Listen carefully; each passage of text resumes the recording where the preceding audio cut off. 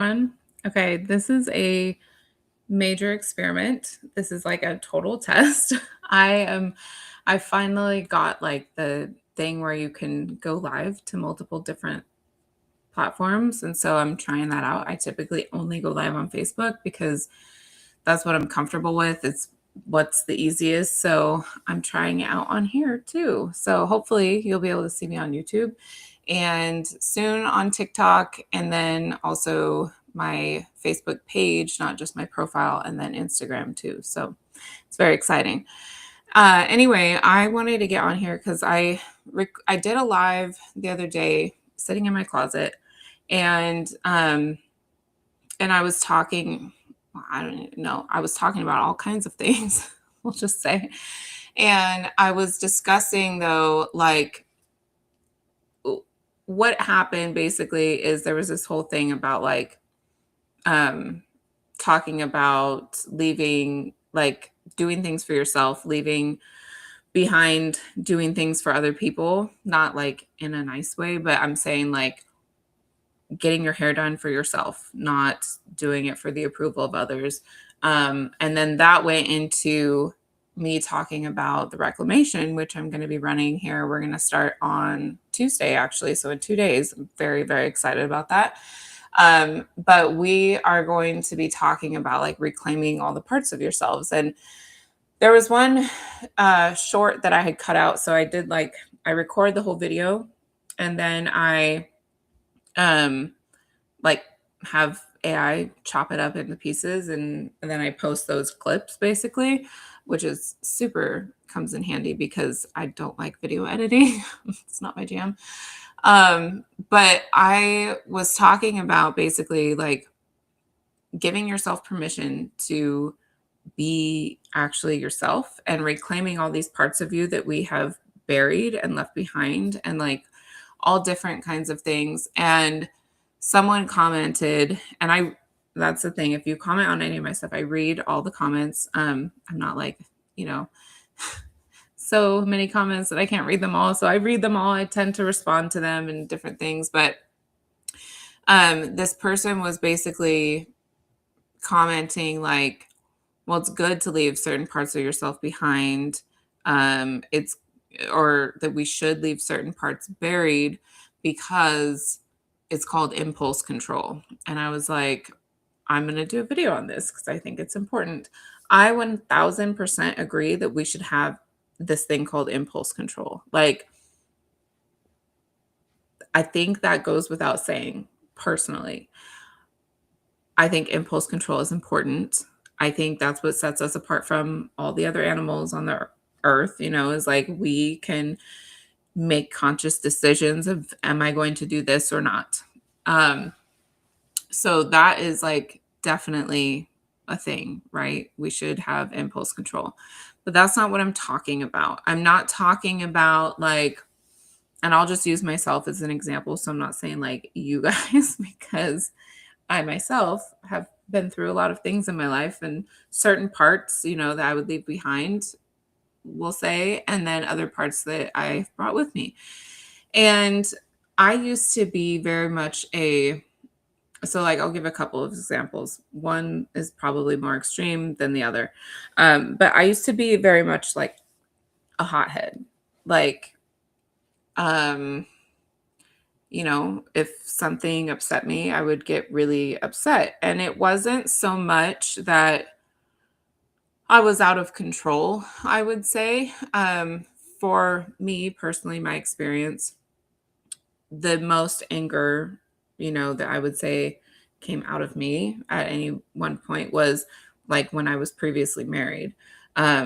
Because when you're in a relationship with someone who makes you feel insane and does things and then somehow turns it around and makes it your fault, that kind of situation, and we're seeing a lot about this in the world, about this thing called reactive abuse. I was never abusive, but I would say I would yell, I would get loud because I'm like, you're not hearing me. I'm telling you, I don't want you to do these things, or I'm telling you like how this made me feel, and you're not hearing me. And so all I could feel at that point was like, get louder. It's the same with like when you have kids and you're like, I'm telling you to do this, and I'm telling you to do this, and I'm telling you to do this. And you're not listening to me. So now I'm going to start yelling at you, you know? And it's like, we don't want to yell, right? And so, I yelled quite often, and I did at times feel out of control of myself yelling, right? Because I was so distraught that I was just begging to be heard, basically. And so I would start screaming. And um and that is a part of myself that I was like, I don't like that. It doesn't make me feel good. So I'm just going to bury it. I'm going to just stuff it down, and I'm not going to get upset. I'm not going to allow myself to get upset anymore. And so it was one of those things where it's like an emotion that I was trying to suppress, basically, of rage or anger or just sadness or whatever it is. And so doing that, like, I became more, I would almost say like robotic, because it's like I'm not allowed to get that angry. So I'm just not going to get angry at all. And after like getting divorced, and I started dating again, met my husband, we, were together, we started living together, we had a baby and everything. Um, and there was one point where he, I felt a lot of times was trying to like push my buttons, not in like a horrible way, but just in a way of like, are you going to react to something? It's almost like when a child like tests boundaries, they're like, if I do this, are you going to get mad? Well, you didn't really, so I'm going to keep doing that. And then you end up getting really angry, right? So he would like just a little bit, just a little test here and there is what it felt like of like, are you going to react? Are you going to get upset? Like, and what came about was we had this conversation, and that's my husband and I, we talk a lot, like a lot. And people think that we don't like discuss things with each other sometimes, the way that they talk to us about stuff. And it's like, no, we talk to each other about literally everything. We make it a point to really like make sure that we are communicating well, I would say. And so, so we had this conversation, and he was like, I don't feel like you're a real person. And I was like, excuse me, what? Like, I am definitely a real person. Like, I can, I feel myself. I have emotions. I'm like sitting here talking to you. I'm a real person. And he was like, no, I mean, it's just like, you don't never get angry with me. Like, never. You never get mad at me. And he's like, and I feel like sometimes you should be getting mad at me, but you don't. And it's weird. He's like, you can be mad at me. And I was like, oh, I didn't, that's odd. Like, I've not experienced this before, because previously when I was married, if I started to get a tiny bit passionate about something, not yelling at all, but just getting like, excited, I would say I was told to stop yelling. I was told to stop freaking out. Don't be so dramatic, whatever it was, right? So with, oh my gosh, the light from something keeps getting me in the eye. But with my husband now, he told me, he was like, you can get mad at me sometimes. Like, you can. It's okay. It's not going to like ruin everything if you get mad. And in fact, me getting angry sometimes and expressing that in a healthy way, I would say, has actually helped our relationship a lot, because then he's able to connect with what I'm actually feeling, instead of me just not like just acting like I don't feel anything and everything is fine all the time, because everything is not fine all of the time. Like, I'm a very like, everything's going to be fine. I'm fine. Everything's fine. Everything's going to be fine. Like, I'm very much that type of person where I'm like, wow, this is really shitty, but I know it's going to work out. It's fine, And, but I have learned how to express my emotions like actually in a healthier way. And so I will get angry, but instead of freaking out because I've been stuffing it down for so long, I'm able to communicate with him like, I don't like this. I'm upset, and I don't have to like watch my tone of voice or anything. It's just like I'm mad because whatever it is, and then we're able to have a conversation about it instead of me not saying anything until I can't not say anything anymore. And then it all just comes like roaring out of me. And then now we're in like an actual fight. And since I've learned this, and he has also learned the same thing at the same time in a different way, like we don't fight with each other at all.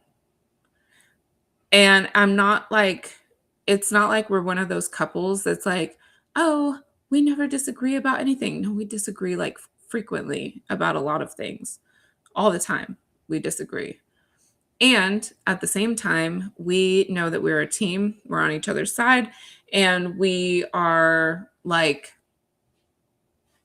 making sure that we're communicating how we're feeling with each other about things. And if one of us starts to get too amped up, we're able to tell the other person to calm down. Not by saying, you need to calm down, but like, okay, we're getting a little hyped right now. We need to bring it back down, because we always say like we, not you are getting too loud or you are yelling and you need to chill the fuck out. No, we're like, okay, we're up here. We need to bring it back down. Take a breath, whatever it is. Take a minute. Sometimes we'll be like, I need to get away from you for a second. And then we can keep discussing, right? So, but actually expressing my anger. So, anger was this thing that I thought was a bad part of me, that was nasty. And even so, like, there was a time more recently where it came out in a really, what I would deem an ugly way, where I got very upset, and it was for just cause, and I was screaming at someone. And afterwards, I started crying, and my husband was there the whole time. He witnessed the whole thing. And I started crying, and I was just like, I don't like this part of myself. I don't like it when I get like that. I don't like, where it's a very odd feeling for me, because when I get like that, it's like, I don't even know how to describe it. It's like I'm fully aware of everything that I'm saying. I don't like black out and forget what I'm saying and then, come back and be like, what just happened? That was crazy. It's like I know exactly what I'm saying, but there's something that comes over me where any ounce of a filter like vanishes. And it's like you're going to feel the raw power of what I am feeling right now, as opposed to me keeping it contained or filtering it in a certain way that's more palatable for someone else. And typically that only ever happens when boundaries have been crossed, lines have been crossed, like we're dealing with something crazy. And so I was like, I'm so upset right now that I did that again, because I haven't in so long. And he just looked at me and he's like, I actually love this part of you, because like what he was saying was he loves like how I am that way, because I'm like a fierce protector of myself and our family. And so like I don't ever back down. And he's like, I think that this part of you is actually beautiful, and it was necessary in this moment, and there is absolutely nothing wrong with you getting angry to that level. Now, he might have felt different if he was the one on the receiving end of it, because he has been before. But, he was like, there was nothing unjustified about that. And sometimes that's what needs to happen, so the other person can understand like what is going on. And it was like, I cannot tell you what a powerful experience it was to have someone else, especially the person that I care, about so much, but have this other person see me at what most people would deem my lowest, right? Like, oh, you've lost control of yourself. You can't control your emotions. You can't, whatever. And I will say, it may look that way, but that was like a conscious decision.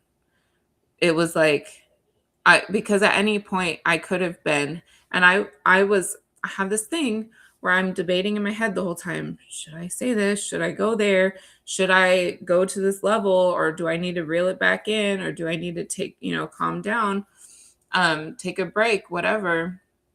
And it was very much like, no, this is what needs to happen. And so I allowed it to happen. And then I felt bad afterward because I knew, like, what it was. And I didn't say anything that was untrue or like damaging or anything like that. I just was speaking truth, but in a very aggressive way, I will say. Um, and he was just like, he saw me in all of that and was like, wow, that was beautiful. I so fully appreciate you standing in your power in that way. And then there's other times where he appreciates me staying calm in a situation where he would maybe not be staying calm. So it's one of these things where I could have said, my anger is bad. I'm going to bury it for all time and I'm not going to show it anymore. And I did for a time. And that is something that actually started to unravel our relationship because I was not being myself at all. And so what I realized is like when I am totally myself is when he is the most attracted to me. It's when he loves me the most. And it's when he feels the most connected to me, when I'm being totally me. And that's why I gave the example. I think it was yesterday. Maybe it was 2 days ago. I can't remember when I went live. And I was talking about like the night that we met and how there was nothing about me that was like trying to get anyone's attention or get him to feel a certain way about me or anything. It was just, I was being so fully myself and he liked that. And that's kind of the point, is like when you are so fully yourself, the person that's going to love you is going to love you for that. And it's not saying that we don't have growth to do, like both him and I have grown tons since we got together. Like a lot. It's kind of crazy. We're not the same people at all.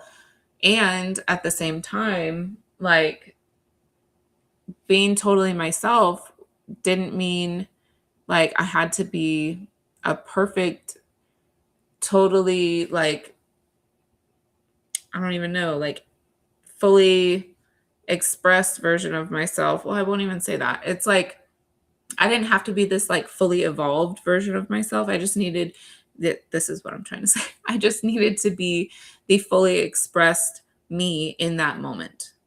And me in that moment didn't give a fuck about what I was wearing. I was going to very strongly hold my ground if I disagreed with someone. I was going to speak my mind and not really care what anyone else had to say about it.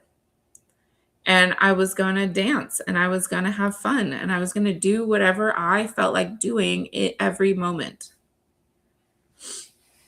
And that's what he liked about me, is I was just me. And the second that I tried to change that, he didn't like it anymore. And so that's what I'm saying, is I have been in two very different situations. One where I was playing the part and I was trying to break free of becoming or of being like this not me person, be who I really feel that I am. And I was with a guy who just didn't like it. He wanted me to go back to how I was when I was like 20 when we got together and just fall in line. And I was like, I literally can't do that. Like, I can't. I can't. Like, that person just doesn't exist anymore. And it's not that I didn't exist that way anymore. It's that I was choosing not to. Like, because whenever I did go into that, I was so stressed out and I would feel sick and I would just be like, ugh, I can't. Like, I can't be this person that's not me. And being with someone like my husband now, who he just wants me to be all me. And anytime he says anything that even hints at like me not showing up how I am, like if he says something like, oh, like, you know, what I'm wearing on the internet or something, because that's like the latest thing. I was like, your point, you know, because if you do have a problem with it, we can have a conversation about that. And I will do something that, you know, makes you more comfortable if that's the conclusion that we come to together. But if he were to just be like, you cannot do that on the internet or you can't wear that on the internet, I'd be like, I literally don't want to hear it because you don't tell me what to do. So there's different ways to approach it. My last husband was very controlling, very much like, no, you don't need to do this, you don't need to do that. And I was not like doing anything bad either. But it was very much like, you know, you don't need to have friends. You don't need to go here. You don't need to do that. You don't need to look at this. You don't need to, like, just, I mean, very much. Because he was, like I said, if any guy ever says to you, I'm the head of the household, or especially I'm the man in this relationship, um, they're not the guy for you.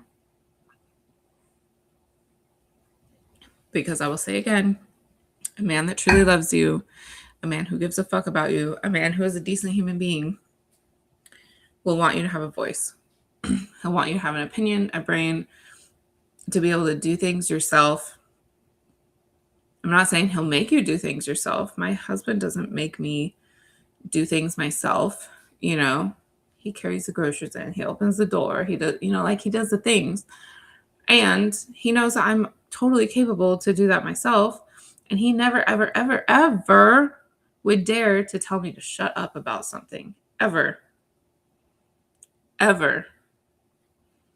I think there was one time earlier on in our relationship where he kind of started to say something like that. And I immediately was like, you don't tell, no, we don't do that. You're not going to tell me to be quiet about something. And I'm not going to tell you to be quiet about something. And, you know, I just think that that is a good way to be in a relationship. So, the other thing is, I will say, is like the aspect of like being a hoe in college. You know, it's like, oh, well, now that I'm a mother, I've left that behind and I don't do that anymore. And I'm, you know, I'm going to act like I'm this pure person. Like, ugh, no. Okay. So, yes, we've all had, not we've all, a lot of us, I won't say we all, because I know that there's some of you who have not, but a lot of us have had like those crazy, you know, that hoe phase or whatever, typically after we've had our hearts broken. But it's like we're expected to just leave all that behind, you know, once you get married, once you have children and everything. And I'm like, yes, to an extent. Okay. And this is what I'm talking about with reclaiming these parts of yourself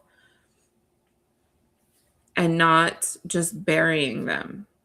So there's a difference between, you know, just burying that part of yourself that had fun doing all the things and sleeping with all the people and whatever, you know.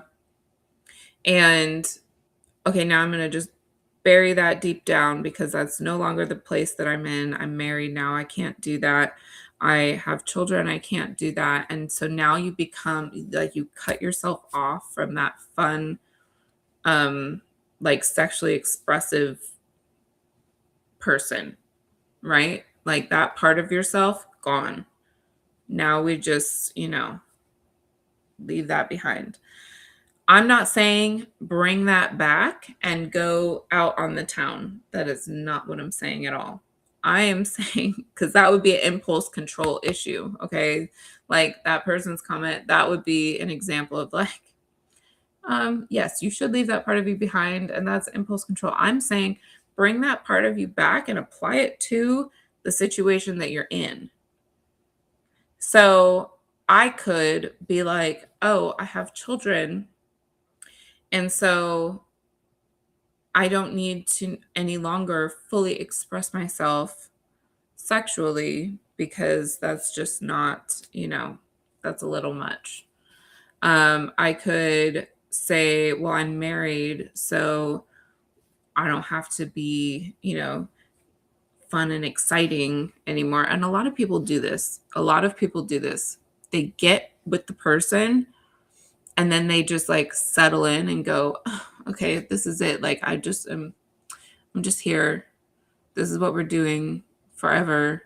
So we'll just chill." And it's like, okay, that's fine. I guess if that's what you both want to do, but it does get fucking boring and like very mundane and like not fun, So why would we not just then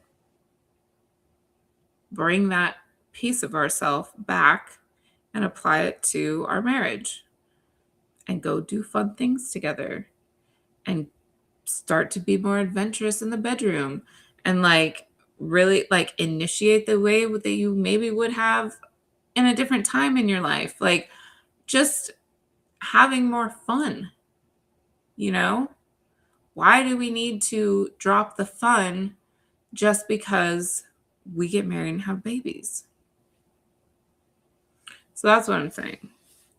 I'm saying that there's all these parts of you that society has said you cannot do both. You can't be both, And I say that we absolutely can. We can always be both, do both. You can work and be an attentive wife.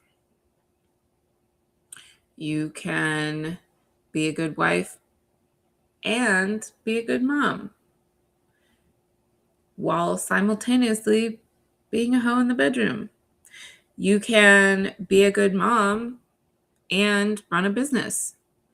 You can run a business and take care of yourself. Like we can do all of these things. It's not about having to choose between them. We don't have to choose between, do I get to be this or do I have to be this? We can combine them. So that's what I'm talking about, reclaiming who you are as a woman. Is what does that mean to you? And that's what we're going to be talking about in the reclamation, is learning how to define these things for yourself, learning how to trust your own intuition instead of outsourcing to what someone says you're supposed to be like. Like, I'm so done with this whole idea that like we have to take all these courses, we have to do all these things. And yes, the reclamation is a course, but it's a course in like becoming who you are according to you, not according to my opinion, not according to my definition of what a woman is or does or how she moves or whatever. Like it's not, because my definition is very different than a lot of other people's. And that's okay. We get to be all the different things and have that be totally fine. We get to do that. So if that is something that like you want to tap into, like what does it mean for you? Because I just remember, like, I remember 5 years ago, probably, well, maybe more than that now, because I kind of been out of it for a while. But I just remember towards the end of my last marriage, standing there, looking in the mirror and going, I don't even recognize this person at all. She's so sad. It's like parts of her are missing. And I would just stare at myself in the mirror and be like, who are you? Who are you? You're just exhausted in literally all of the ways. Every way that you could possibly be exhausted, I was exhausted. And I felt sorry for her. And I was getting to the point where I was like, I'm about to do something crazy to feel alive again. I don't know what that was, but I just could feel like I was starting to lose it. And I was like, I have lost myself. It's not even I'm losing myself, it's I have lost myself. And I want to get back to who I really am. But at that point, I didn't know. I was like, I don't even know who I am anymore. Who am I? Who knows? I can't define that. So that's what we're going to be like working on, is defining who you are again. And then the courage to be her, to be all of her in every part of your life. And some people are going to love it, and those are your people. And some people are going to fucking hate it, and those are not your people. They're not. So anyway, I will do this again live again tomorrow. My laptop is about to die. I did not bring the charger in here, so I'm going to have to go. But I just want to leave you guys with that. The reclamation starts on Tuesday, July 14th, and I'll be sharing about that more, but it's going to be really awesome. I absolutely cannot wait to run this, like, live. Especially, I'm so excited because it's just going to be such a powerful experience. And it's everything that I've been wanting to do for so long, and I'm